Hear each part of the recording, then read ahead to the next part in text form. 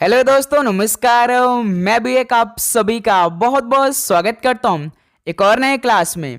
तो साथियों, आज के इस क्लास में यूपी पुलिस एग्जाम 2026 के लिए दमदार प्रश्नों को डिस्कस करने वाले हैं, जिससे आप सभी का सिलेक्शन होने वाले हैं। यूपी पुलिस 2026 का एग्जाम डेट आउट हो चुका है, जो कि 8 जून को, 9 जून को और 10 जून को होने वाले हैं। 3 दिन में आप सभी का पूरे 6 शिफ्टों में पेपर समाप्त होने वाले हैं, जो कि ऑफलाइन आपका पेपर होगा।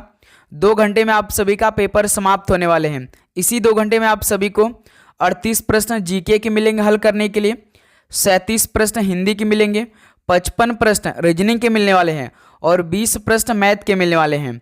150 क्वेश्चन आपका पेपर होगा। एक क्वेश्चन आप सही करेंगे तो 2 नंबर, 300 नंबर का आपका पेपर होगा। एक भी प्रश्न पे आप सभी का माइनस मार्किंग नहीं होने वाला है, ये बात याद रखिएगा। यानी आप पूरे 150 क्वेश्चन को अच्छी तरीके से अटेम्प्ट कर सकते हैं, चाहे आपको किसी भी प्रश्न का उत्तर आए या ना आए, लेकिन आप सभी को गोला भरना है। याद रखिएगा, आप सभी को गोला भरना होगा। तो हमारा टारगेट तो देखिए 8 जून, 9 जून और 10 जून होने वाले हैं। तो इसी के लिए 2 दिन से हम लोग बेसिक सवाल का क्लास को डिस्कस करें। कल हमने पूरे 75 सवालों का क्लास किया था, जिसमें जो यूपी पुलिस के पेपर में हर बार सवाल देखने को मिलता है जिस टॉपिक से, उन्हीं टॉपिक के बेसिक सवाल के हम लोग अच्छी तरीके से एक एक क्वेश्चन को डिस्कस किया था। लेकिन आज के इस क्लास में हम लोग पूरे 80 सवाल को देखने वाले हैं, और कल की तरह आज भी आप सभी का केवल 35 सवाल ठीक करने का होगा इस बेसिक सवाल की क्लास में। ओके, याद रखिएगा, आप सभी को सभी प्रश्न को अटेम्प्ट करना है और आप सभी को सभी प्रश्नों का उत्तर खुद से करना है। चाहे आपको किसी भी प्रश्न का उत्तर आए या ना आए, लेकिन आप सभी को प्रश्न का उत्तर करना है। इससे क्या होगा कि आपकी तैयारी आपको खुद मालूम होगी और आपकी तैयारी बेस्ट लेवल की होने वाली है। ओके, तो चलिए क्लास को शुरू करते हैं। आज के सारे क्वेश्चन मोस्ट एक्सपेक्टेड रहेंगे और हर बार यूपी पुलिस के पेपर में यहाँ से क्वेश्चन देखने को मिलता है। इस क्लास से हो सकता है कि 26 नंबर के सवाल आपको आपके रियल शिफ्ट में देखने को मिल सकता है। तो इसलिए आप पूरे 80 सवाल को अच्छी तरीके से तैयार करेंगे। ओके, और लास्ट में स्कोर हम आप सभी से पूछेंगे। आप सभी को 80 सवाल में से केवल 35 सवाल खुद से ठीक करना है। ओके, तो पहला प्रश्न आपकी स्क्रीन पर आ चुका है। पहले का उत्तर दीजिए। निम्नलिखित राज्यों में से किस राज्य में हॉर्नबिल उत्सव मनाया जाता है? किस राज्य में हॉर्नबिल उत्सव मनाया जाता है? तो नागालैंड राज्य में। ऑप्शन है बिल्कुल परफेक्ट आंसर हो जाएंगे। इसे त्योहारों का त्योहार भी कहते हैं। इसे 10 दिन तक मनाया जाता है, जो कि 1 दिसंबर को स्टार्ट होता है और 10 दिसंबर को समाप्त होता है। इसे आप ध्यान रखिएगा। ओके, अगला सवाल को देखिए। क्वेश्चन नंबर 2 का राइट आंसर क्या बनेगा? निम्नलिखित में से किस राज्य में नेवरा वैली नेशनल पार्क स्थित है? किस राज्य में नेवरा वैली नेशनल पार्क स्थित है? तो पश्चिम बंगाल में स्थित है। डी ऑप्शन राइट आंसर है। अगला सवाल को देखिए। क्वेश्चन नंबर 3 को, असम के सत्रिया नृत्य के संस्थापक रूप में किसे जाना जाता है? असम के सत्रिया नृत्य के संस्थापक रूप में किसे जाना जाता है? तो शंकर देव को जाना जाता है। डी ऑप्शन राइट आंसर है। अगला सवाल को देखिए। क्वेश्चन नंबर 4 को, राष्ट्रीय जैविक खेती केंद्र उत्तर प्रदेश में कहाँ स्थित है? राष्ट्रीय जैविक खेती केंद्र उत्तर प्रदेश में कहां पर स्थित है? तो ये गाजियाबाद में स्थित है। ऑप्शन सी बिल्कुल राइट आंसर है। अगला सवाल को देखेंगे। क्वेश्चन नंबर 5 को, बहू बेगम का मकबरा उत्तर प्रदेश के किस शहर में स्थित है? बहू बेगम का मकबरा उत्तर प्रदेश के किस शहर या किस जनपद में स्थित है? तो ध्यान रखिएगा, फैजाबाद में स्थित है। डी ऑप्शन बिल्कुल राइट आंसर है। नेक्स्ट अगला सवाल को देखिए। क्वेश्चन नंबर 6 को, उत्तर प्रदेश में आयोजित काम्पिल मेला किस समुदाय से जुड़ा हुआ है? उत्तर प्रदेश में आयोजित काम्पिल मेला किस समुदाय से जुड़ा हुआ है? तो ये जैन धर्म से जुड़ा हुआ है। ऑप्शन है बिल्कुल परफेक्ट आंसर हो जाएंगे। नेक्स्ट अगला सवाल कॉल करिए। क्वेश्चन नंबर 7 को, निम्नलिखित में से कौन सा बैंक भारत का केंद्रीय बैंक है? इनमें से कौन सा बैंक भारत का केंद्रीय बैंक है? तो रिजर्व बैंक ऑफ इंडिया ये भारत का केंद्रीय बैंक है। डी ऑप्शन राइट आंसर है। अगला सवाल कॉल करिए। क्वेश्चन नंबर 8 को, निम्नलिखित में से किस समिति की संस्तुतियों के आधार पर भारत में गरीबी रेखा का आकलन किया जाता है? बताइए, किस समिति की संस्तुतियों के आधार पर भारत में गरीबी रेखा का आकलन किया जाता है? तो लकड़वाल समिति की संस्तुतियों के आधार पर भारत में गरीबी रेखा का आकलन किया जाता है। बी ऑप्शन राइट आंसर है।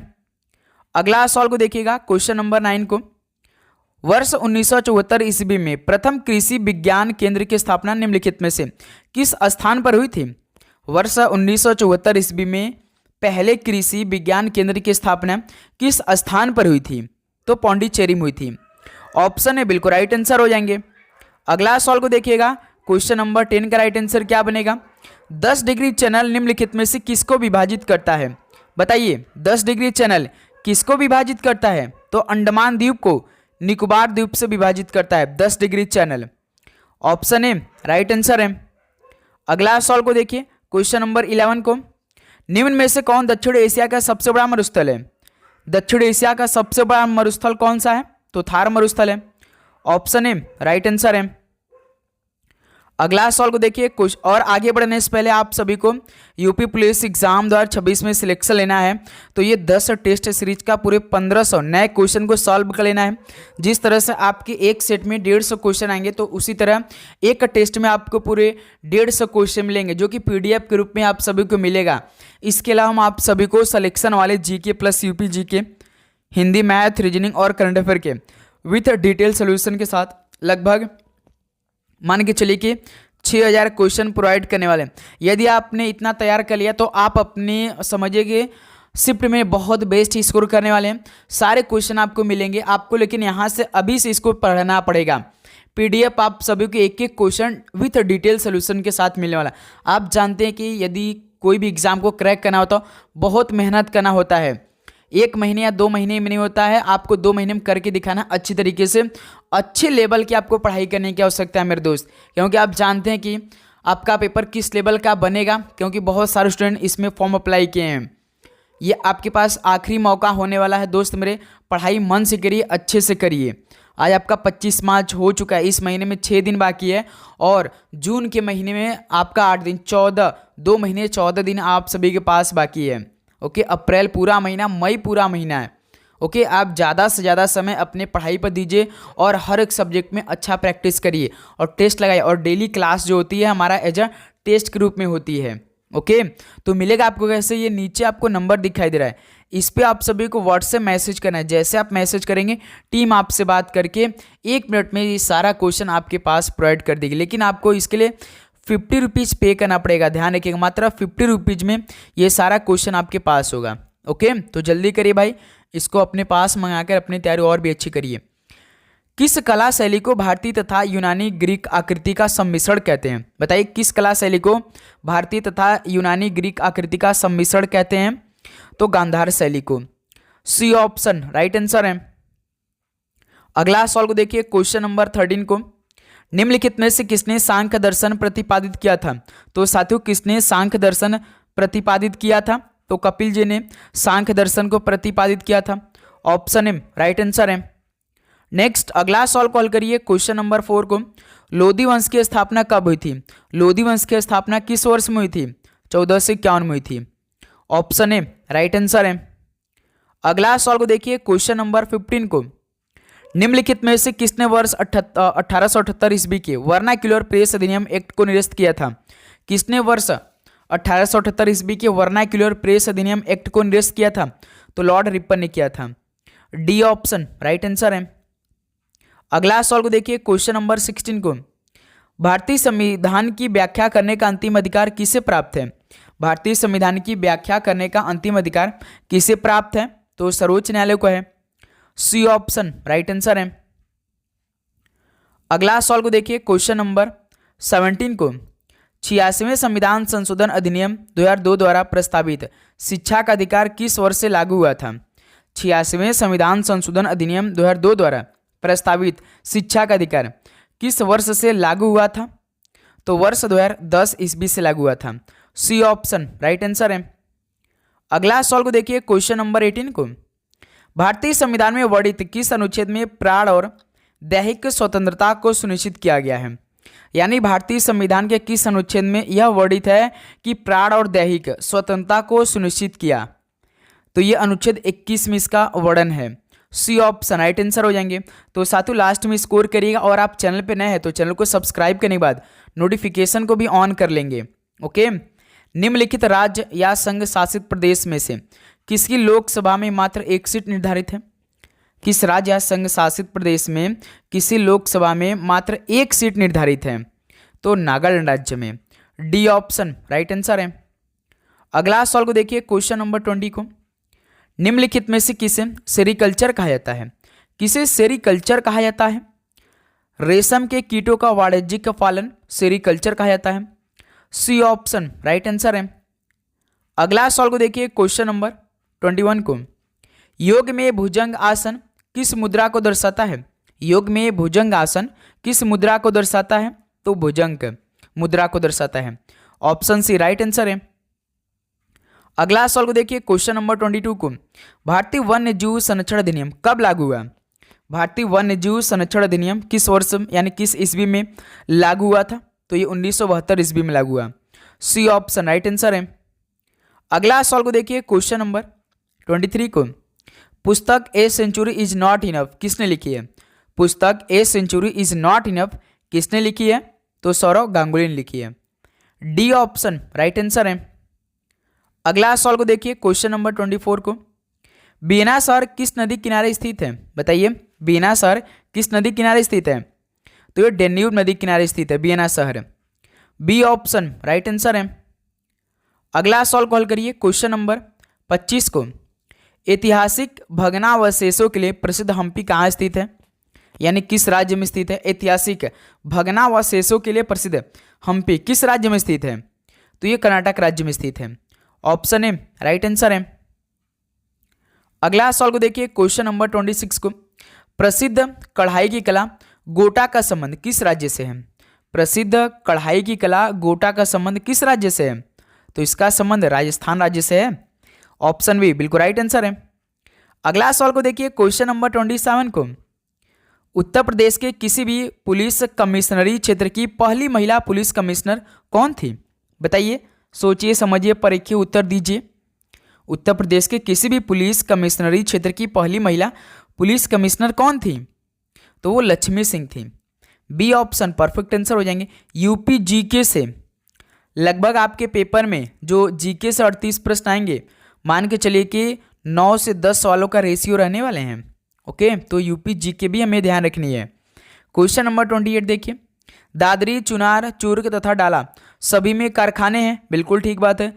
जो कि क्या उत्पादित करते हैं? दादरी, चुनार, चूर्क तथा डाला सभी में कारखाने हैं जो कि उत्पादन क्या करते हैं? तो वो सीमेंट उत्पादित करते हैं। ऑप्शन है बिल्कुल राइट आंसर है। नेक्स्ट अगला सवाल को देखिए, क्वेश्चन नंबर 29 को, लखनऊ जिले की सीमा निम्नलिखित में से किस जिले की सीमा को स्पर्श नहीं करती है? लखनऊ जिले की सीमा किस जिले की सीमा को स्पर्श नहीं करती है? तो भाई बलिया जिलों की स्पर्श नहीं करती है। ऑप्शन है राइट आंसर है।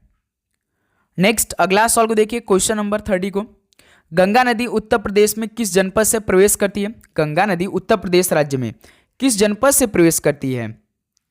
तो बिजनौर जनपद से प्रवेश करती है। ऑप्शन है राइट आंसर है। अगला सवाल को देखिए, क्वेश्चन नंबर 31 को, माल और सेवाएं कर यानी जीएसटी पर संसदीय संशोधन बिल को किस राज्य ने सर्वप्रथम अनुमोदित किया था? माल और सेवाएं कर पर संसदीय संशोधन बिल को किस राज्य ने सर्वप्रथम अनुमोदित किया था? तो सबसे पहले असम राज्य ने अनुमोदित किया था। सी ऑप्शन राइट आंसर हो जाएंगे। अगला सवाल को देखिए, क्वेश्चन नंबर 32 को, निम्नलिखित में से कौन सी दक्षिण भारत की सबसे ऊंची चोटी है? तो साथियों, दक्षिण भारत की सबसे ऊंची चोटी इनमें से कौन सी है? तो अनाईमुडी है। ऑप्शन है बिल्कुल राइट आंसर है। नेक्स्ट अगला सवाल को देखिए, क्वेश्चन नंबर 33 को, भारत में सर्वाधिक वर्षा मुख्यतः किससे होती है? भारत में सर्वाधिक वर्षा मुख्यतः किससे होती है? तो दक्षिण पश्चिमी मानसून से होती है। बी ऑप्शन बिल्कुल राइट आंसर हो जाएंगे। अगला सवाल को देखिए, क्वेश्चन नंबर 34 को, निम्नलिखित में से किसने कोणार्क का सूर्य मंदिर बनवाया था? बताइए, किसने कोणार्क का सूर्य मंदिर बनवाया था? तो नरसिंह देव वर्मा ने बनवाया था। डी ऑप्शन राइट आंसर है। नेक्स्ट अगला सवाल को देखिए, क्वेश्चन नंबर 35 को, निम्नलिखित में से कौन सा मोरक्को यात्री मोहम्मद बिन तुगलक के शासनकाल के दौरान भारत आया था? बताइए, कौन सा मोरक्को यात्री था जो कि मोहम्मद बिन तुगलक के शासनकाल के दौरान भारत आया था? तो इब्न बतूता था। डी ऑप्शन राइट आंसर है। अगला सवाल को देखिए, क्वेश्चन नंबर 36 को, वर्ष 1867 ईस्वी में महाराष्ट्र में किस संस्था या संगठन की स्थापना हुई थी? वर्ष 1867 ईस्वी में महाराष्ट्र में किस संस्था या संगठन की स्थापना हुई थी? तो प्रार्थना समाज की स्थापना हुई थी। ऑप्शन ए राइट आंसर है। नेक्स्ट अगला सवाल को देखिए, क्वेश्चन नंबर 37 को, भारतीय राष्ट्रीय कांग्रेस के किस नेता ने द्वितीय गोलमेज सम्मेलन में भाग लिया था? भारतीय राष्ट्रीय कांग्रेस के किस नेता ने द्वितीय गोलमेज सम्मेलन में भाग लिया था? तो महात्मा गांधी जी ने भाग लिया। सी ऑप्शन राइट आंसर है। अगला सवाल को देखिए, क्वेश्चन नंबर 38 को, निम्नलिखित में से किसमें भारत के संविधान के निर्माताओं का मत प्रतिबिंबित होता है? किसमें भारत के संविधान के निर्माताओं का मत प्रतिबिंबित होता है? तो उद्देशिका में। बी ऑप्शन राइट आंसर है।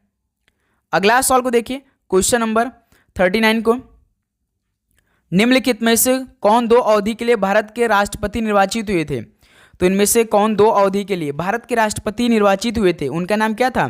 तो डॉक्टर राजेंद्र प्रसाद जी थे। ऑप्शन ए राइट आंसर है।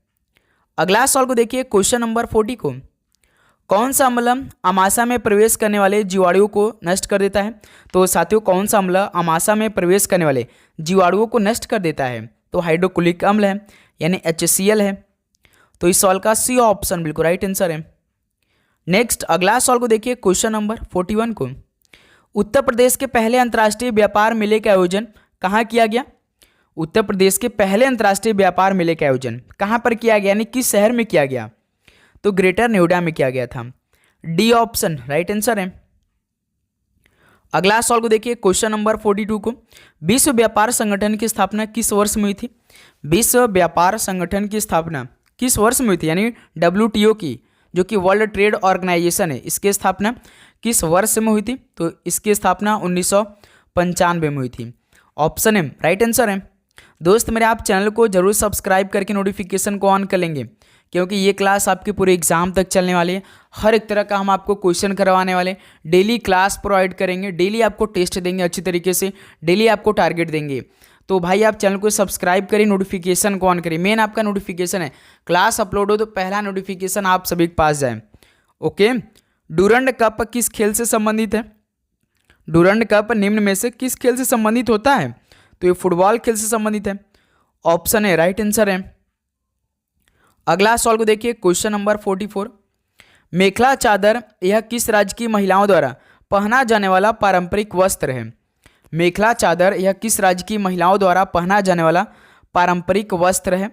तो ये असम राज्य की महिलाओं द्वारा पहना जाने वाला पारंपरिक वस्त्र जो मेखला चादर है। डी ऑप्शन राइट आंसर है। अगला सवाल को देखिए, क्वेश्चन नंबर 45 को, निम्नलिखित में से किस देश की 3 राजधानियां हैं? तो किस देश की इनमें से 3 राजधानियां हैं? तो दक्षिण अफ्रीका की 3 राजधानियां हैं। बी ऑप्शन परफेक्ट आंसर है। अगला सवाल को देखिए, क्वेश्चन नंबर 46 को, उत्तर प्रदेश के किस शहर को पूर्व का ग्रासे के नाम से जाना जाता है? उत्तर प्रदेश के किस शहर को पूर्व का ग्रासे के नाम से जाना जाता है? तो कन्नौज को। डी ऑप्शन राइट आंसर है। अगला सवाल को देखिए, क्वेश्चन नंबर 47 को, उत्तर प्रदेश का क्षेत्रफल देश के कुल क्षेत्रफल का लगभग कितना प्रतिशत है? उत्तर प्रदेश का क्षेत्रफल देश के कुल क्षेत्रफल का लगभग कितना प्रतिशत है? 7.3% है। डी ऑप्शन राइट आंसर है। अगला सवाल को देखिए, क्वेश्चन नंबर 48 को, भारत में नोटबंदी यानी विमुद्रीकरण कब हुई थी? नवंबर के महीने में हुआ था, किस तारीख को हुआ था और किस वर्ष में हुआ था? भारत में नोटबंदी यानी विमुद्रीकरण कब हुई थी? तो 8 नवंबर 2016 को हुई थी। ऑप्शन ए राइट आंसर है। अगला सवाल को देखिए, क्वेश्चन नंबर 49 को, उत्तर प्रदेश में भारतीय वाणिज्य एवं उद्योग मंडल यानी एसोचैम यूपी की स्थापना किस वर्ष की गई थी? उत्तर प्रदेश में भारतीय वाणिज्य एवं उद्योग मंडल की स्थापना किस वर्ष में की गई थी? तो इसकी स्थापना 1994 में की गई। ऑप्शन बी राइट आंसर है। अगला सवाल को देखिए, क्वेश्चन नंबर 50 को, निम्नलिखित में से किस देश ने सबसे पहले जीएसटी लागू किया? बताइए, किस देश ने सबसे पहले जीएसटी लागू किया? तो साथियों, ये सवाल आपके लिए होमवर्क हम दे रहे हैं। इस सवाल का राइट आंसर आप कमेंट बॉक्स में बताइए। तो ये सवाल आपने कितनी बार पढ़ा होगा? बताइए, वो कौन सा देश है जो कि सबसे पहले जीएसटी लागू किया गया? यूके था, कनाडा था, यूएसए था या फ्रांस था? चलिए कमेंट सेक्शन में बताइए तो इस सवाल का राइट आंसर। अगला सवाल देखिए, क्वेश्चन नंबर 51, निम्नलिखित में से कौन सा महाद्वीप एक द्वीपीय महाद्वीप है? तो साथियों, कौन सा महाद्वीप एक द्वीपीय महाद्वीप है? तो वो ऑस्ट्रेलिया है, जो कि एक द्वीपीय महाद्वीप है। डी ऑप्शन राइट आंसर है। अगला सवाल को देखिए, क्वेश्चन नंबर 52 को, निम्नलिखित में से किस नदी के मुहाने पर पक्षी के पैर की आकृति का डेल्टा निर्मित होता है? किस नदी के मुहाने पर पक्षी के पैर की आकृति का डेल्टा निर्मित होता है? तो मिसिसिपी नदी के। डी ऑप्शन राइट आंसर है। अगला सवाल को देखिए, क्वेश्चन नंबर 53 को। उत्तर मध्य रेलवे जोन का मुख्यालय कहाँ पर स्थित है? उत्तर मध्य रेलवे जोन का मुख्यालय कहाँ पर स्थित है? तो प्रयागराज में स्थित है। ऑप्शन ए राइट आंसर है। अगला सवाल को देखिए, क्वेश्चन नंबर 54 को। निम्नलिखित में से किसका प्राचीन नाम जेजाक भुक्ति था? तो साथियों किसका प्राचीन नाम जेजाक भुक्ति था? तो बुंदेलखंड का। ऑप्शन है बिल्कुल राइट आंसर है। अगला सवाल को देखिए, क्वेश्चन नंबर 55 को। निम्नलिखित में से किस हिंदू ग्रंथ का फारसी अनुवाद रज्मनामा के नाम से जाना जाता है? बताइए किस हिंदू ग्रंथ का फारसी अनुवाद रज्मनामा के नाम से जाना जाता है? तो महाभारत का। ऑप्शन बी बिल्कुल राइट आंसर है। अगला सवाल को देखिए, क्वेश्चन नंबर 56 को। शारदा अधिनियम के अंतर्गत लड़कियों तथा लड़कों के विवाह की न्यूनतम आयु क्रमशः कितनी निर्धारित थी? जो शारदा अधिनियम है इसके अंतर्गत लड़कियां तथा लड़कों के विवाह की जो न्यूनतम आयु है वो क्रमशः कितना निर्धारित थी? बताइए। तो 14 तथा 18 था केवल। बी ऑप्शन बिल्कुल राइट आंसर है। अगला सवाल को देखिए, क्वेश्चन नंबर 57 को।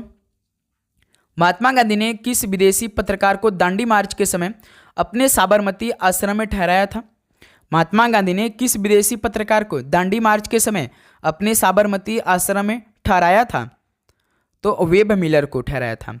बी ऑप्शन राइट आंसर है। अगला सवाल को देखिएगा, क्वेश्चन नंबर 58 को। भारतीय संविधान में वर्णित मंत्रिपरिषद अनुच्छेदों में से कौन सा अनुच्छेद मंत्रिपरिषद की नियुक्ति, कार्यकाल तथा वेतन से संबंधित है?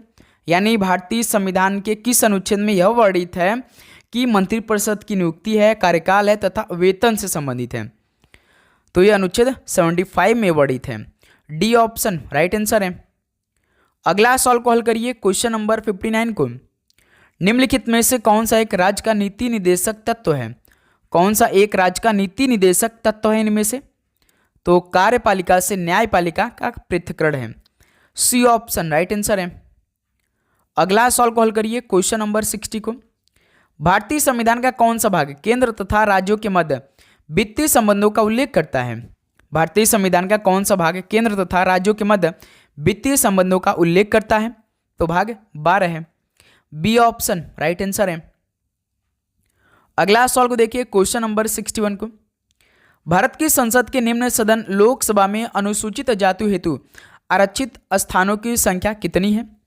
भारत की संसद के सदन लोकसभा में अनुसूचित जाति हेतु आरक्षित स्थानों की संख्या कितनी है? पूरे 84 है। डी ऑप्शन राइट आंसर है। अगला सवाल को देखिए, क्वेश्चन नंबर 62 को। निम्नलिखित में से पानी में घुलनशील विटामिन का चयन करिए। पानी में घुलनशील विटामिन का आप सभी को चयन करना है, तो कौन सा है? वो विटामिन सी है। सी ऑप्शन राइट आंसर है। अगला सवाल को देखिए, क्वेश्चन नंबर 63 को। ट्रेकोमा नामक रोग से शरीर का कौन सा अंग प्रत्यक्ष रूप से प्रभावित होता है? ट्रेकोमा नामक रोग से शरीर का कौन सा अंग प्रत्यक्ष रूप से प्रभावित होता है? तो आंखें भाई प्रत्यक्ष रूप से प्रभावित होता है। ऑप्शन एम राइट आंसर है। अगला सवाल को देखिए, क्वेश्चन नंबर 64 को। संयोजक चिन्ह को किस अन्य नाम से जानते हैं? बताइए। जो संयोजक चिन्ह है इसको किस अन्य नाम से जानते हैं? तो सामासिक चिन्ह के नाम से जानते हैं। ऑप्शन एम राइट आंसर है। अगला सवाल को देखिए, क्वेश्चन नंबर 65 को। वधु का बहुवचन रूप क्या होगा? वधु का बहुवचन रूप क्या होगा? तो वधु ही होगा। बी ऑप्शन राइट आंसर है। नेक्स्ट अगला सवाल को देखिए, क्वेश्चन नंबर 66 को। प्रामाणिक शब्द के मूल शब्द और प्रत्यय का सही अलगाव कौन सा होगा? बताइए। प्रामाणिक शब्द के मूल शब्द और प्रत्यय का सही अलगाव क्या होगा? आप सभी को बताना, मूल शब्द और प्रत्यय का सही अलगाव बताना है प्रामाणिक शब्द में। तो प्रमाण प्लस इक होना चाहिए मेरे हिसाब से। तो बी ऑप्शन परफेक्ट आंसर हो रहे हैं। ओके। अगला सवाल को देखिए, क्वेश्चन नंबर 67 को। क्षुधा शब्द का विलोम क्या होगा? बताइए। क्षुधा शब्द का विलोम क्या बनेगा? आप सभी सॉल्व करिए। सॉल्व राइट आंसर तो तृप्त होगा।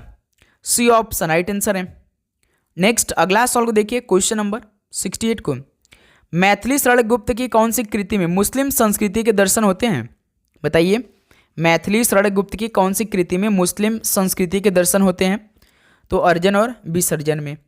बी ऑप्शन बिल्कुल राइट आंसर है।